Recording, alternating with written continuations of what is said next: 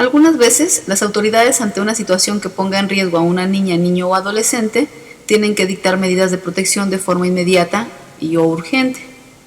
Asimismo, dichas medidas algunas veces suelen vulnerar otras esferas de vida del niño. Esto sucede porque las autoridades no cuentan con más información sobre el contexto del niño, y esto provoca que algunas veces esas medidas de protección desprotejan o vulneren otros derechos. Pero vamos un poco más atrás. ¿Qué es una medida de protección? Una medida de protección es una o varias acciones temporales que la autoridad ordena con el fin de proteger de forma inmediata o urgente a una niña, niño o adolescente que esté en riesgo físico, psicológico o emocional, mientras se resuelve un proceso judicial. En algunas ocasiones, estas medidas de protección contravienen con otros derechos de la niña, niño o adolescente. Por ejemplo, en la escena anterior, el juez ordena que la niña sea llevada a un albergue para protegerla de algún riesgo con sus padres. Como lo vemos, la autoridad con el fin de proteger a la niña la saca del seno familiar, sin embargo, ordena que la niña sea colocada en un albergue sin considerar que pueda haber algún familiar o adulto significativo que puede cuidarla de forma temporal en lo que termine el proceso judicial. Por ello, es indispensable que la autoridad tenga más información sobre la niña, ya que de ello dependerá que tome una decisión que proteja de manera integral sus derechos. Para ello, es particularmente útil que la autoridad cuente con un diagnóstico de riesgo. Este diagnóstico lo realiza un psicólogo o psicóloga y es solicitado por la autoridad. En él se debe incluir toda aquella información útil que le permita a la autoridad conocer el contexto general de la situación de la niña, niño o adolescente. Ahora bien, un diagnóstico de riesgo es necesario para acercar información a la autoridad sobre el contexto general y las condiciones en las que se desarrolla la niña.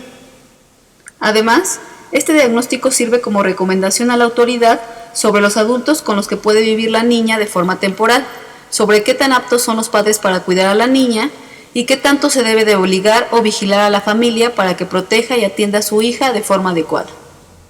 Para poder brindar esta información a la autoridad, el diagnóstico debe detectar 3 cosas en particular.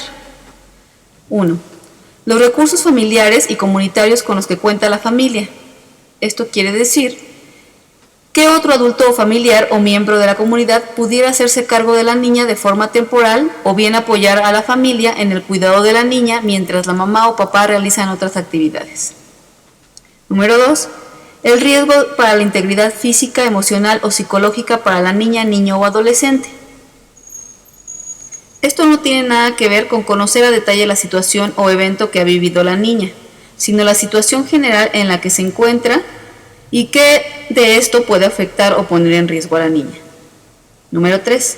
El grado de coerción, es decir, qué tanta disposición se cuenta por parte de la familia para llevar a cabo acciones adecuadas de cuidado y atenciones a sus hijos e hijas, y en qué medida será necesario obligar y garantizar el cumplimiento de los cuidados adecuados.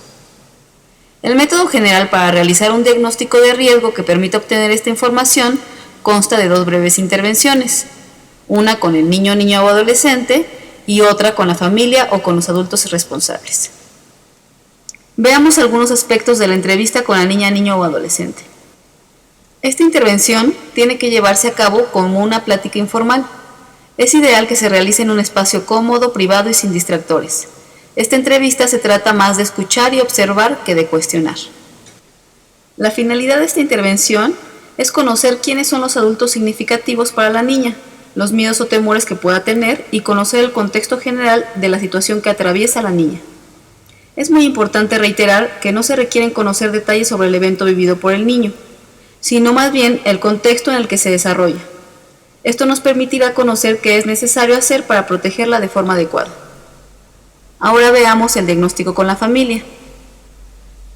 Esta intervención, al igual que con la niña, es una plática en un lugar cómodo, privado y de ser posible sin la presencia de niños.